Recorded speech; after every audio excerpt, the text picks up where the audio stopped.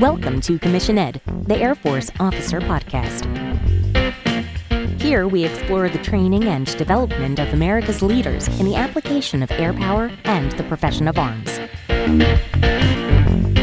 The views expressed are those of the hosts and do not reflect the official policy or position of the United States Air Force, Department of Defense, or the U.S. government.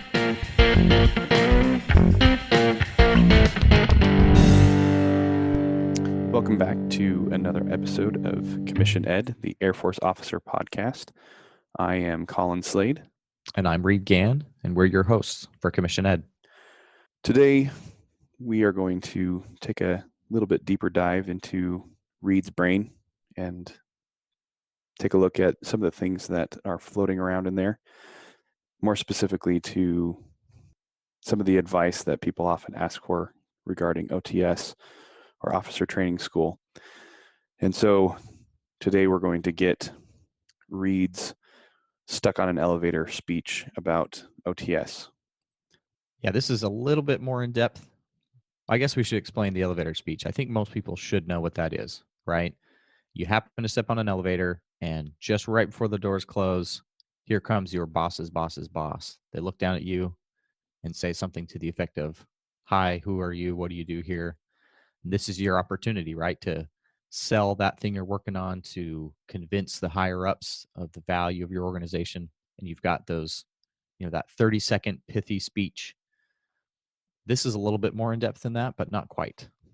Yeah, just to reemphasize that, every officer should have a good 30-second to 60-second elevator speech on the project that they are currently working on or something that they want to work on, so that in the event that you get the boss's ear for those 30 to 60 seconds, you can make your pitch, convince he or she to throw their support behind you and help you get the work done.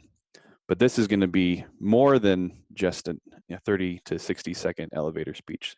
So this is the speech that you should have prepared in the event that you get stuck on the elevator with your boss's boss's boss. Exactly. Yeah, very often. And this has been something I've truly enjoyed.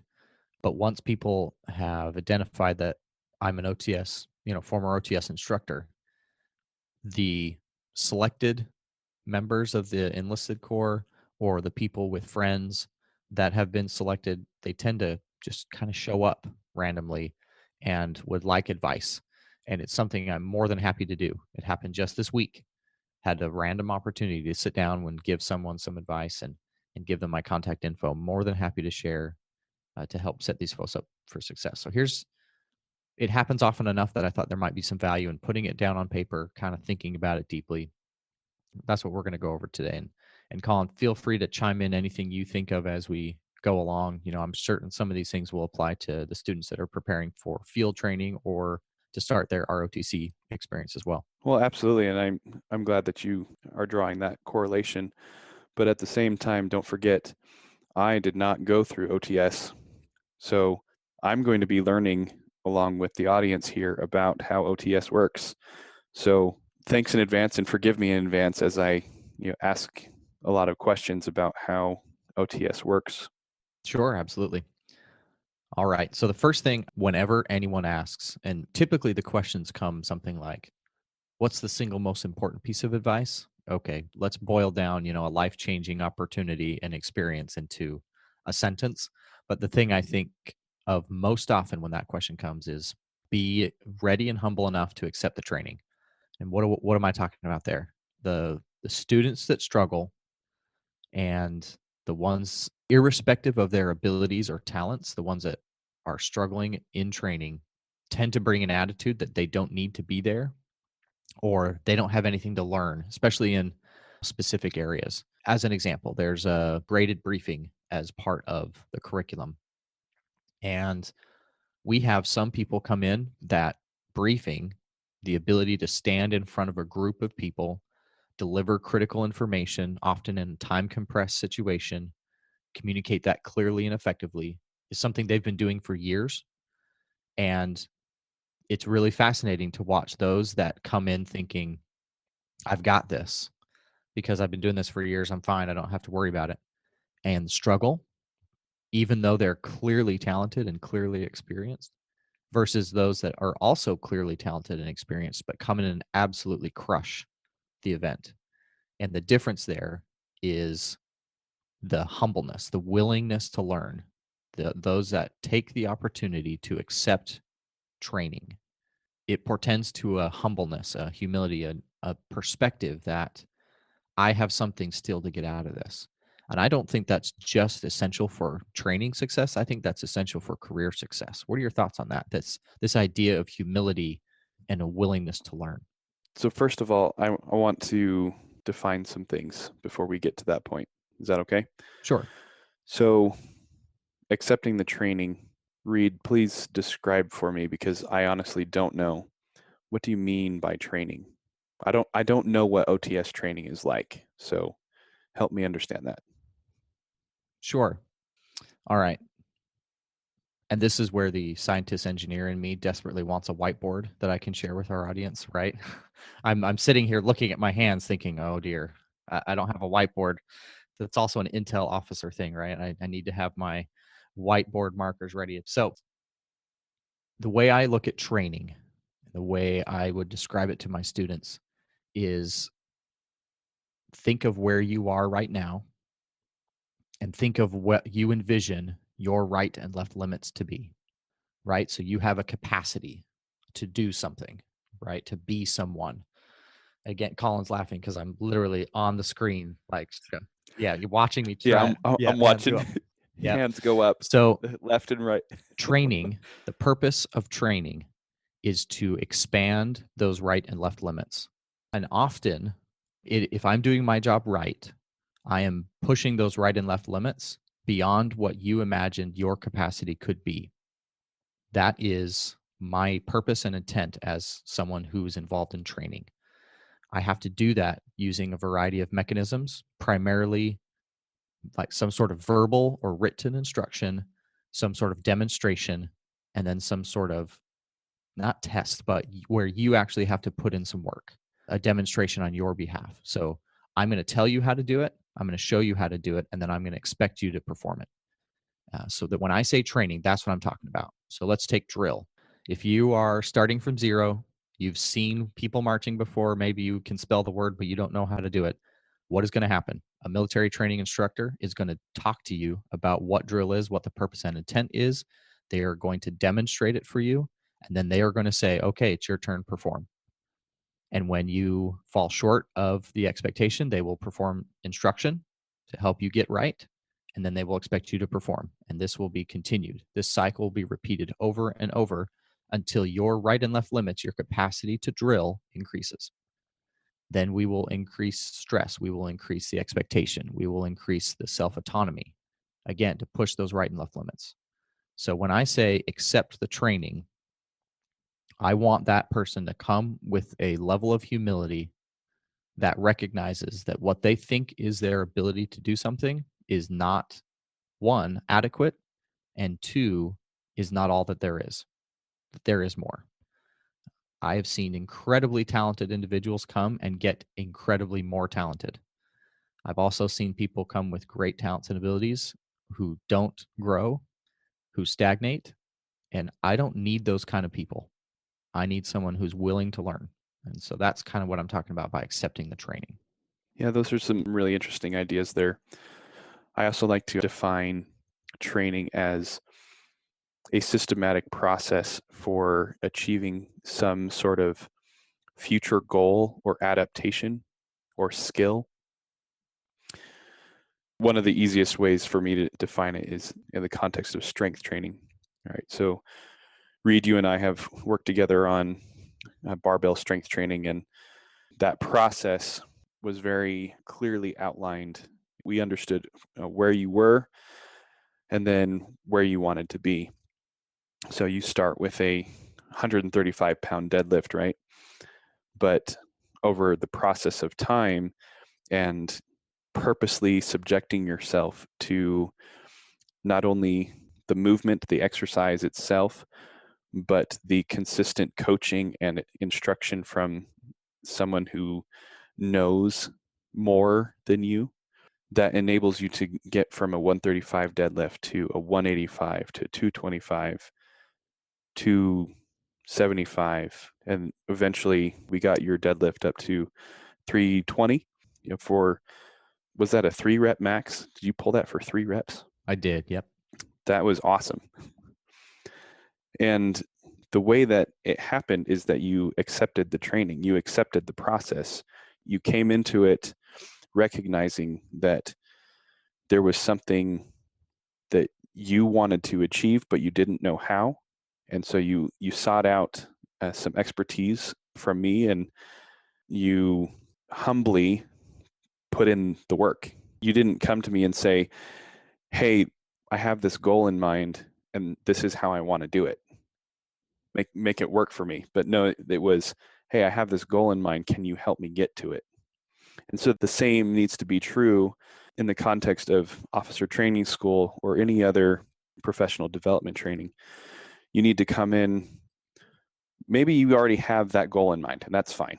You come in with that goal and you say, this is what I hope to achieve. I want to be this kind of person. I want to understand this sort of material. I want to be proficient in this type of skill, but I don't have all the answers. I need someone who understands that process better, that outcome better, and allow them to teach you how to get there.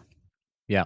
And I think one of the reasons this idea definitely bubbles up to the top for me is a significant portion of my students were prior enlisted. And so let's take your strength training analogy one step further. Imagine if I had been strength training for 8 years longer than you had been strength training, yet was coming to you for advice, for training, coaching. It requires a little bit extra humility to not dismiss my experience, not to put it away, but to believe that there is still something you can teach me. And that's a little bit more unique aspect of officer training school, I think, is the number of enlisted members we get. And that leads me right into my second point. Bring everything that you have, your hard-won and valued experience, and use that to teach those around you when you're in training. And that goes for my civilian applicants as well as for my enlisted applicants. They all have something to offer. We need that diversity of experience. I had students that had been highly skilled professionals in their civilian world, and they get to OTS and they kind of just dismiss their entire experience.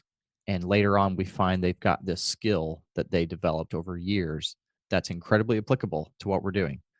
And for some reason, they think, well, I wasn't sure if I needed to use that here because I'm not, I don't have military experience. And to that, I would always say, whatever experience you have, bring it. We need that depth of experience.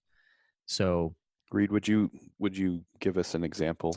yeah, a lot of people in civilian worlds have a lot of management experience. I'm sure at some point maybe we'll talk about the difference between management and leading, but management experience is management experience. If you understand how to get people to get something done and manage the situation, timing, logistics, those are valuable skills. There is not a military way that is mandated when it comes to making sure people get something done on time. Yet that was something that very often my non-prior enlisted students, those with zero military experience, felt that they would be given some sort of checklist to follow or something. This is how the Air Force does this. Yeah, so maybe a good hypothetical here is that you've got that high-speed high school senior who gets hired at a grocery store or a Walmart or something like that, who maybe because the manager there sees potential or maybe just out of necessity gets promoted into higher levels of leadership within that organization, that story, and therefore becomes more familiar with the process of managing people and time and inventory and logistics and that sort of stuff. And to your point, maybe that when that individual shows up at officer training school, they think, there's no similarity between Walmart and what we're doing here. But what you're saying is that is not the case at all. Exactly. That's exactly what I'm talking about. A variety of situations. We had people from fairly significant CEOs of companies to high tech type work and everything in between. And yes, bring that experience, whatever it is, you have something of value. And it was fascinating to watch those that could take their prior experience, whatever it was, and really turn it into a force multiplier for what we were trying to do at the time. So whatever it is, bring it. So it's a little bit of a contrast to that first statement. Be humble and accept the training, accept that you have something to learn, but also not being afraid to employ the tools that you've already developed over time. Yeah, that is such an interesting dichotomy. And if any of you are familiar with The Dichotomy of Leadership by Jocko Willink and Leif Babin, that fits right in line with what they talk about all the time. Is the military does not live in the extremes, but lives within this balance of various seemingly contradictory dichotomies, where on the one hand we need that humility, but at the same time we need that strong confidence in your own abilities. Humility and a willingness to learn and grow and accept feedback and training from other individuals, but at the same time being confident enough in your own abilities to sometimes provide feedback, provide training, provide the information that others need in order to be successful. It's an interesting dichotomy there, and I'm glad that you brought those up. Speaking of dichotomy, that moves me to my third point. Perfect segue there. 10 points for a good transition. It's almost like we planned it. Exactly. So OTS is an individual assessment. You are being graded as an individual, but you will not be able to succeed alone. So again, right, what do you mean? I'm being graded as an individual, but I can't do this by myself. You will not make it in the Air Force by yourself. Absolutely not. You cannot get through OTS on your own. If you're struggling to get along with somebody, you can't write that off. You can't just mail it in and say, I'm just not going to deal with it. They are part of you and your Air Force now. So you need to face that fact and get through it. You need to figure it out. The mission and your airmen are more important than some interpersonal drama between you and someone you're struggling to get along with. And if you try to get through training on your own, you will fail. So some of the biggest failures I saw were people who were unwilling to accept assistance or help when they were clearly struggling. No, I got this. I got this. I got this. You probably don't. You probably don't. And you can't get through the training by yourself. Again, right? A little bit of a dichotomy. It's an individual assessment. I'm grading you as an individual, but you will succeed and fail as a group. Now, if you can, without revealing any personal identifying information, names or places or dates or anything like that, can you give us an example of someone who tried to go it alone and failed? Sure. So I had a student who was struggling academically. So the academics of OTS have taken various shapes and forms, but as I understand, there are still a significant portion of the program, especially early, that's heavily focused on academics. And we're talking, study this information, be presented with and pass an academic exam, very similar to anything. If you filled out bubble sheets before, you filled out bubble sheets in the Air Force, right? It's pretty similar type environment. Is this like Air Force specific information, like A variety of things. So yes, there's a little bit of locations of major commands and it's deeper than that. It's much more application based. So it would be what major command would be in charge of our nuclear enterprise. And you would need to have put enough things together to put Global Strike Command as that entity. Also, a lot of focus on leadership, on team building, a lot of the lessons that we give there, same lessons that you give in ROTC. It's the exact same material. Instead of rote regurgitation, They're much more application based. So this is what's going on in the situation. Why would this tool be inappropriate? You're going to have to remember, that third slide on why transactional leadership isn't going to work for this situation. So a little bit more in depth, but completely attainable. It's more of assessment of your ability to manage time and grasp the material at the level required to apply it for the rest of the program, because that's kind of how it's set up, right? Do a bunch of academics up front. Okay, now let's apply it. Let's put it in practice. And if you can't connect what we're doing in the classroom to what we're doing out in the field, that's a problem. If anyone has passed college, they can pass these academics if they work as a group. So that was the key. This member was struggling with the academics, and the group was doing everything they could to offer their assistance, to do group study, to do one-on-one mentoring, tutoring, whatever it was.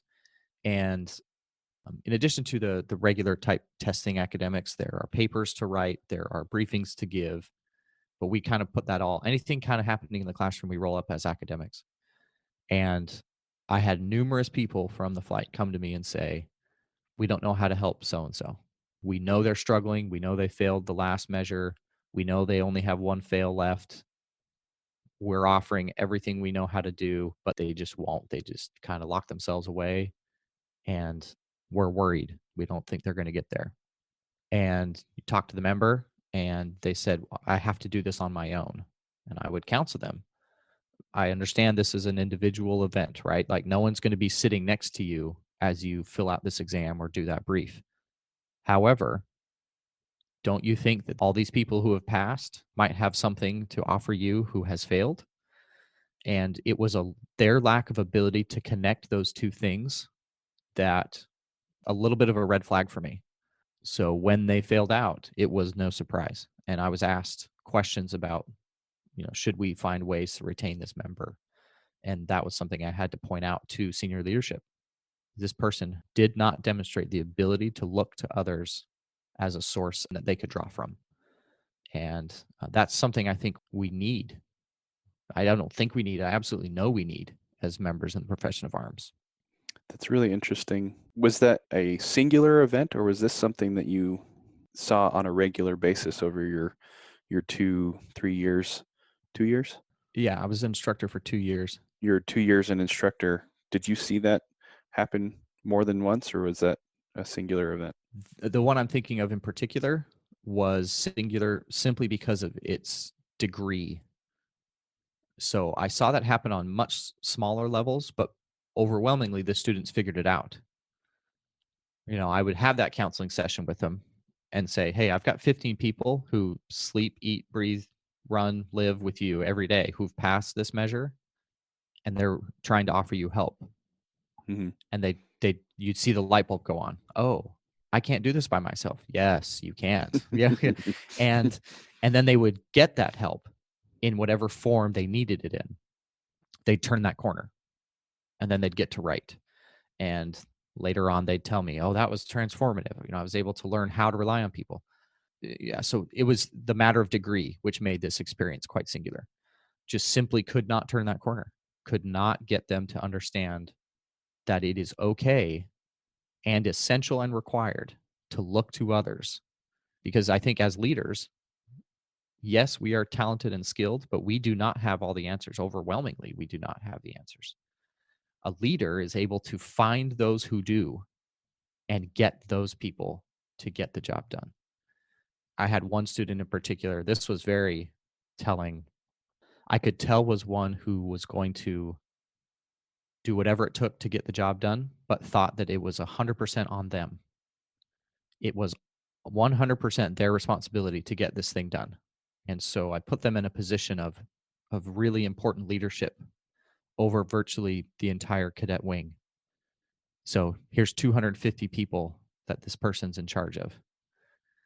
And the responsibilities of someone at that level are simply too much for one person. If they have that attitude of, oh, I've got to do this. I did that on purpose. So that they would fail because of capacity, right? Sure enough, halfway through the week, a person came to me, "Sir, I can't do this." They're in tears, struggling, and it finally sunk in. Exactly. You can't. But there's like 250 people here. Do you think maybe 10 of them together could? We were able to get them to turn that corner. Transformative experience, to help them see how and when. And the statement to me was, I just thought officers were better. That was the statement from this student was, I just thought they were better, faster, stronger, taller, prettier, whatever you want to say. They just thought they were more. And so that's what they thought officer training school was going to be, is teach me how to do more. Wow, that's so fascinating. I have to ask, was this individual a prior? They were, with significant experience. Yeah, that's so interesting to hear them say something like that, that officers are more, that they're better, that they're more capable, which it maybe in some circumstances that's true, but certainly not in every circumstance. And I wouldn't say that's true collectively across the board. No, that officers are not more or better. They just have a different role. And that's exactly the way I would tell them that. I would say, we are not more, we are different. The responsibilities are different. It is different. And that was something, a conversation I had with a lot of my prior enlisted students, is bring all your experience, knowledge, capabilities, talents, abilities, but recognize that being an officer is different. It's not more, it's different. And those light bulb moments when they figured that out and could finally see it were really rewarding to see, because that's when they were able to use all the tools we've been talking about and get amazing things done.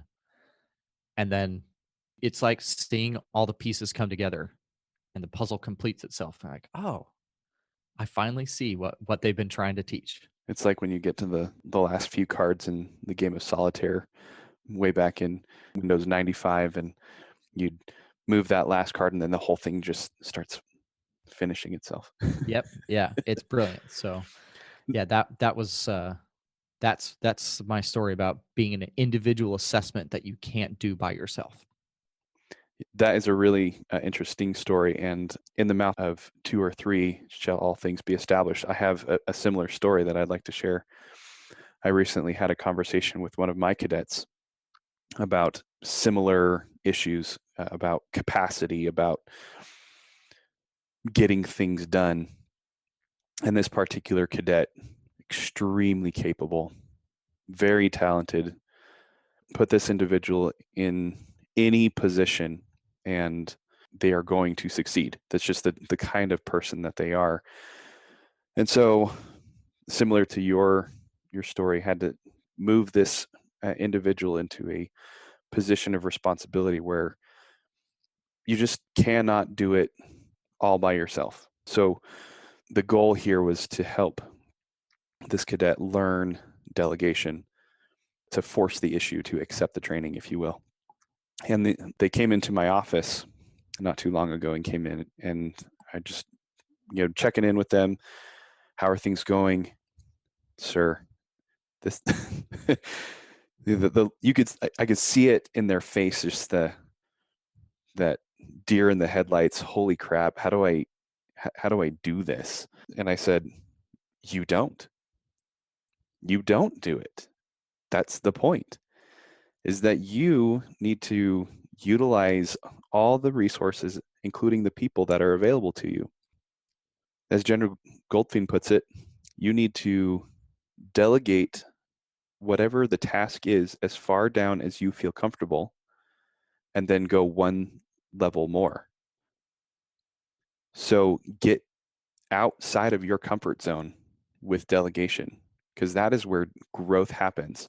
The growth is going to happen for you, and the growth is also going to happen for that person that you have delegated the task to. Now, we need to emphasize the point that delegation is not the same thing as abdication, that you are not You are not giving up your authority, but you are empowering that individual to act on your behalf. You are still responsible in that position for the success or failure of the mission. But the only way that you will accomplish the mission is by delegating it outside of yourself, because you just don't have the capacity to accomplish it on your own. The Air Force is too big for any one person. And that's such a fascinating dichotomy, as you explained it earlier, that the Air Force is on active duty is an individual assessment, right? You get assessed individually through your OPR, through your decorations, through your promotion recommendations. All these different things are individual. However, you can't get a good OPR, you can't get a decoration, you can't get a good promotion recommendation without the help of other people. Because if you're trying to do it on your own, the mission fails, and then you don't succeed. You don't get those things. And so, such a fascinating discussion there about individualism versus working with teams, how both are required, but never at an extreme. Yeah, not never to the exclusion of the other. Now, just a couple things. We'll have two that are a little bit lighter, kind of logistical things. I always give advice to mentally prepare that OTS will be like a deployment. And what do I mean by that? It will take virtually every waking moment of your time. You aren't going to have a whole lot of capacity to deal with things at home.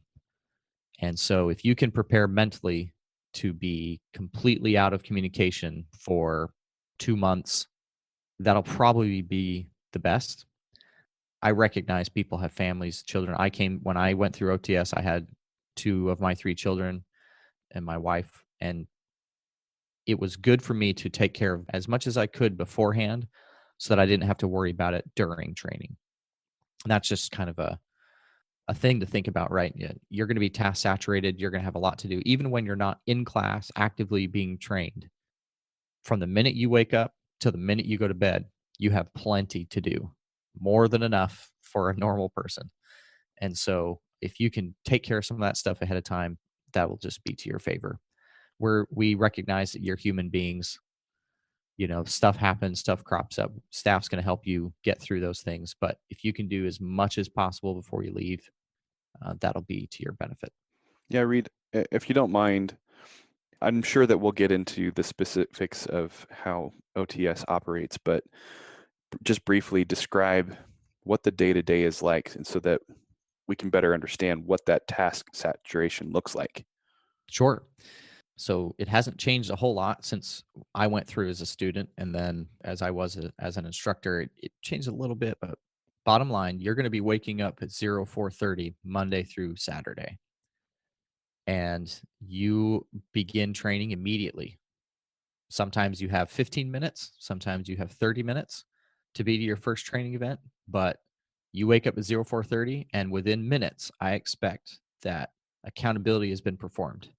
Accountability means every single person has been accounted for, and their presence at training has been reported up the chain of command so that all staff are aware that we have all souls on board. Everybody that went to bed last night is here in the morning, and we're ready to go.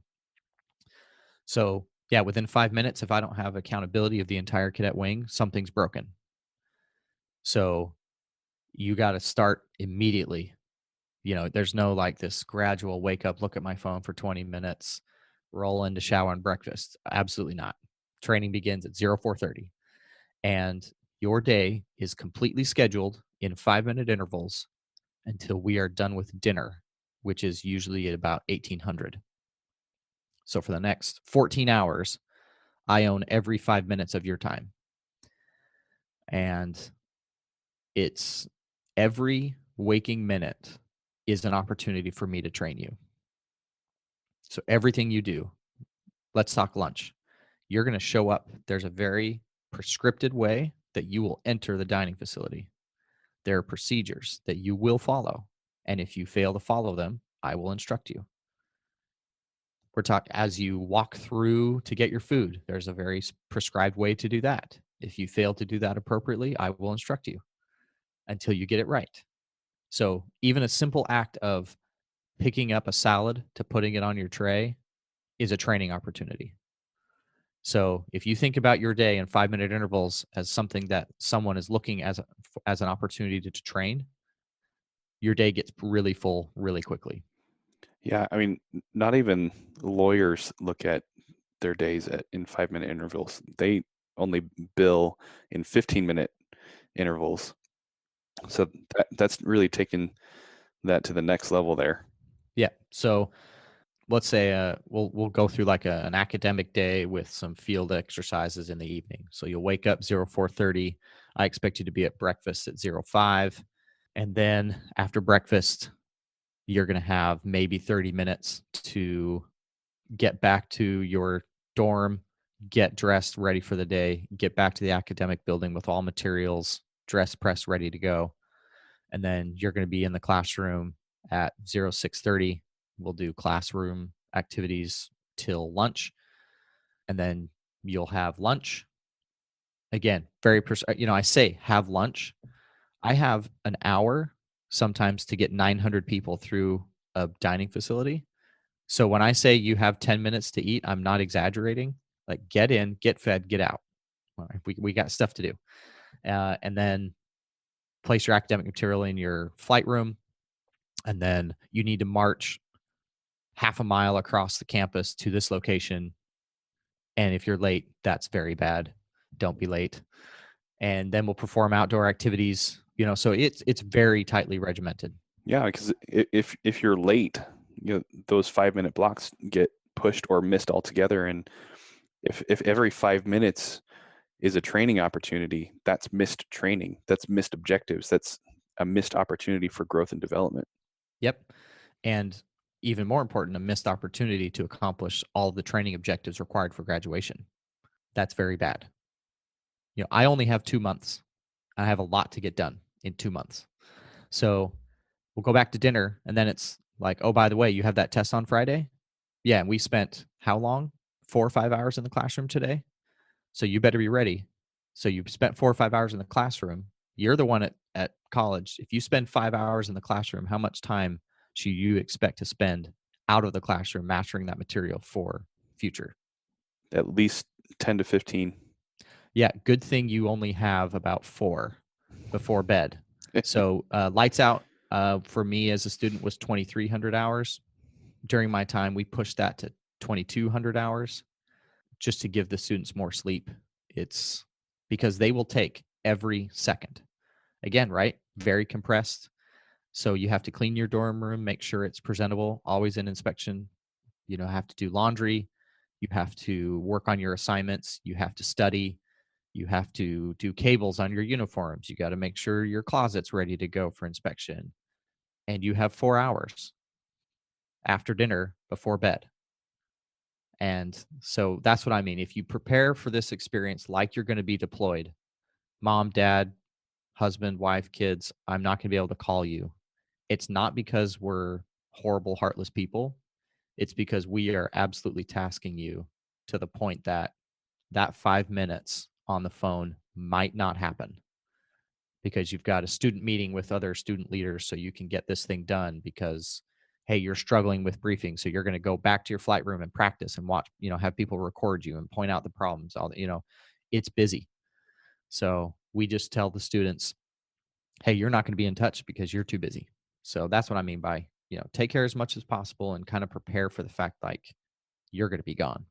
Yeah, I mean, that's really important to understand how a lot of this military training operates. It's not that we are, like you said, it's not that we're trying to be slave drivers or over the top, trying to do more than necessary. In fact, the current construct of officer training school, as I understand it from the way that you've explained it to me, is hitting the absolute very bare minimum of the academics and field activities required in order to produce an officer that is able to succeed in the Air Force.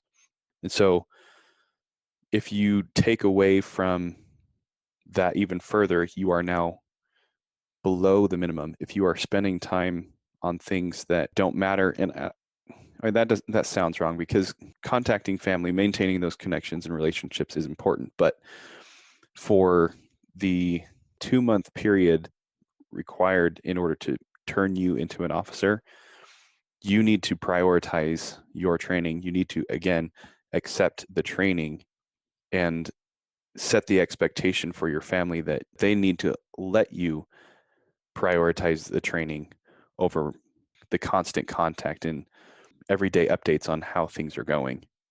Yeah. And training ebbs and flows, right? At some points, it's incredibly concentrated and very busy. And as the program progresses, that time requirement decreases, right? Academics, while I was instructing there, it was the first 3 weeks. So for those first 3 weeks, you are busy. But as soon as academics are out of the way, it's more experiential. It backs off a little bit. So it does, you will be able to contact them. It's not like I'm forbidding it, but you're going to be busy. No, I think it just emphasizes the point that not only do people who are interested in being an officer need to mentally prepare for OTS, but they need to mentally prepare for the lifestyle. They need to prepare for the career. And it's not just you. You need to prepare your family too. You need to prepare your friends. You need anybody who you care about, who is a stakeholder in your life. You need to prepare them and help them to better understand how this lifestyle, how this career operates. And shameless plug, that's why we're doing this podcast, and you should share it with them, right? So that you can help them be better educated on how all of these things work and what their role is, how they can support you or other people that they care about that are trying to pursue a career as officer in the Air Force. Exactly. One way I'd like to look at the way I spend my time, and I'm not unique in this, and I can't remember where I read it, but imagine you have a bank account, and this is where you put your time. And sometimes bank accounts are getting bigger. You're putting deposits in those accounts. And other times you're withdrawing from those accounts and they're getting smaller. And I think about my time. I think about myself as an Air Force person. I think of myself as a husband. I think of myself as a father and someone of faith, etc. And sometimes I'm able to put deposits in those buckets, if you will, right? I'm able to invest my time with my family because I know that at some point I'm going to be required to make a withdrawal and put that time into one of my other buckets. And so if you can tell your family ahead of time, spend a lot of time with them, focus on being present so that when you're at OTS, you're able to withdraw from that family time bucket and move it somewhere else, and they understand how that works. I think you're going to be more successful. Yeah, and let's be honest, just like not everybody is cut out for being an officer in the Air Force, not every family is cut out for supporting an officer in the Air Force. And there's nothing wrong with that. Some families just need to be together all the time. And that's great. There's, again, nothing wrong with that. And so taking care of as much of this ahead of time, setting those expectations ahead of time is really quite critical so that everybody that is involved can be open and honest and provide their full 100% support and effort in the goal of helping that individual become and succeed as an officer in the Air Force. Yeah, absolutely. That's another good segue. It's like you practice these transitions, moving between key points, Colin. Sorry, for our listeners, that's an Air Education and Training Command requirement that you're able to effectively transition between main points of instruction. And it's something we endlessly mock, even though we recognize its utility. All right. So, like everything in AETC. yes, Air Education Training Command. It all starts there. All right. This is the last one, and I think it's really important. I need you to define your why. Why are you here? Why are you doing this? Are you doing this because your partner, your parent, some leader asked you to, or is this somehow for you? And I need you to do this before you get to training, before you become an officer, before you've applied. I think it's really important for someone to run through this experience. And why do I say that? You're going to be stressed, you're going to be tired, you're going to be exhausted, tested and tried in ways that you have not experienced or thought of. And if you don't know what your why is, that's when you're going to start asking. As you lie in bed at 2,300 hours, still wired from your incredibly long and exhausting day. Your heart's been beating, 120 beats per minute for however many hours, and you're trying to sleep, but you can't. And you're going to be staring at the ceiling asking, why am I here? Reed, are you speaking from personal experience? Yes, distinctly. But you have to know what your why is, because at those dark moments, that's when you're going to be able to draw from that well, from your deeper purpose. And if that why is owned entirely by someone else and not in a healthy way, you're not going to have something to draw from. So what do I mean by like an unhealthy way? Had a student basically whose parents said, you're going to go to officer training school, you're going to be an officer in the Air Force. That person's parent was a former officer and basically felt that that was the right thing for this member. It was not the right thing for that member. Member had a great job. They loved their job. They were good at their job. But because they were a good child to their parent, decided to say, I'm going to do this. Because I trust my parent, I'm going to do this. Student was not successful. They were capable, but their heart wasn't in it, and you could tell. And that's painful to watch. It's hard to see someone with talent and abilities not being successful because you could clearly see that their heart wasn't in it. I'm not saying that your motivation must be completely on you, right? I joined out of obligation to provide for my family. I felt keenly, and still do, that it's my responsibility to provide for the physical wants and needs for my family. So that's a pretty strong motivator. You got 3 mouths to feed. That can be a strong motivator. But that's what I mean by not reliant on someone in an unhealthy way. But I ultimately think that well, that spring, has to come from within. So how can you do this? Think about what you're considering doing and ask yourself why you're doing it. And then ask yourself why again. The proverbial 3-year-old toddler, who's always asking why. At least do that 5 times. Say why at least 5 times. And by then you should get pretty close to the root cause of what's motivating you. And if that thing is worth bleeding, dying, and killing for, then you're probably in the right profession. You're probably in the right place. But if you do that exercise and you decide that thing, that motivator, isn't worth bleeding, dying, and killing for, you're going to have a hard time. So that's my last one. Figure out your why. Is it possible to succeed? Well, let's do stages. Is it possible to survive, pass, or thrive through OTS without that why? Yes, absolutely. But do I want to follow that person when they find that their why is not worthy of excellence in all they do, service before self, and integrity? That's the problem when I find people have less than ideal reasons. People are incredibly capable. They can survive and thrive in the worst circumstances for really long periods of time. You can do almost anything for 2 months, almost anything. But are you going to develop the characteristics, the aptitudes, the beliefs, the capacity to learn that we need from leaders if you're only there to collect a paycheck that's a little bit bigger than the one you were getting? If that's your only reason for being there, probably not. Yes, you'll pin on those bars, but are the people around you going to give you their followership? They won't, because they'll see right through it. And so thrive maybe not. Maybe I'll walk that one back, but you can certainly pass. Have you seen similar things? Have you found students that have a why that isn't quite there and seen how it impacts their ability to thrive?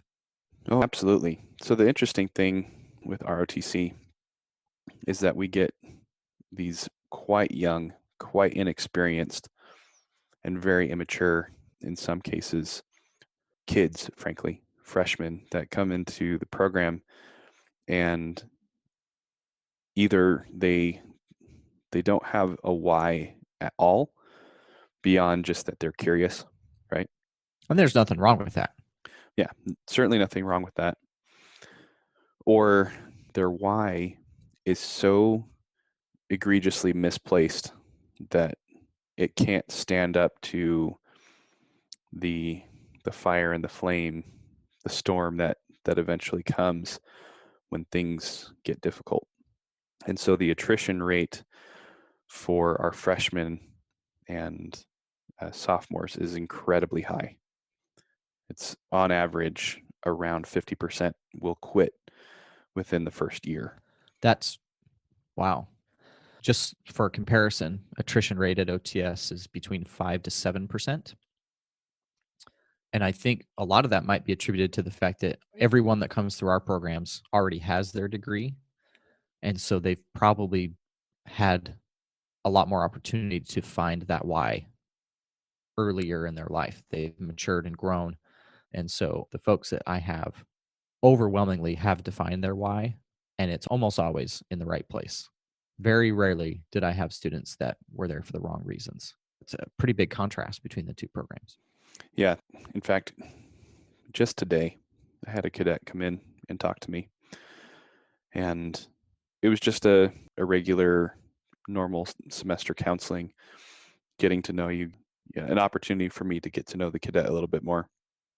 And when I asked him what it was that he wanted to do for a career, he said that he wants to be a special tactics or a combat rescue officer.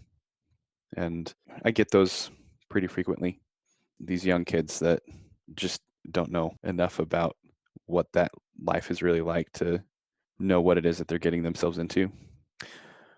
But I took the occasion to ask him, why? What is it about being a stow or a crow that is interesting to you? And he was like, I really want to be in combat. I really want to go where the fight is and kill bad guys. I'm like, okay. I mean, that's not a bad why, but I pressed him on it a little bit more. And I'm like, kind of like your 5 stages of why. So why is that your why? And he eventually dug down and opened up a little bit about he's got these 2 sisters that he's self-described as very protective of. I'm like, there's your why. Use that until you find something that is better or that is more appropriate to become your why. Let your sisters, let your family be your why, protecting them from all the evil that's out there. Whether you end up as a stow or a crow or not, as you continue on in this process of becoming an officer, let them be your why. I hope he got it. Again, he's a young kid, straight out of high school, joining Air Force ROTC. So we'll see how his development goes. I don't doubt that he could actually be a crow or a stow. He's strong. He's athletic. He looks the part, But it'll be interesting to see as he continues in the program. If he continues in the program, remember that 50%. Yeah. It'll be interesting to see how he progresses. What's your opinion of the most common, or perhaps the deepest and most significant why? I have a theory on what that is.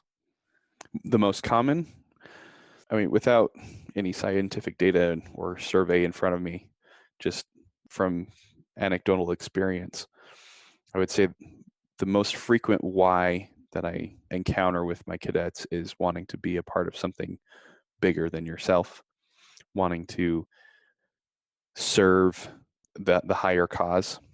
I think that is by far the most common why that I get for cadets coming into the program. I can see that. I think that may get tested and tried during training, especially during field training when they're getting hollered at.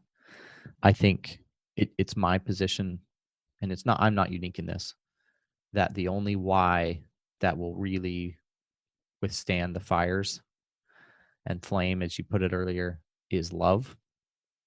Love for the person to your left and right, love for the people you're protecting, love for life.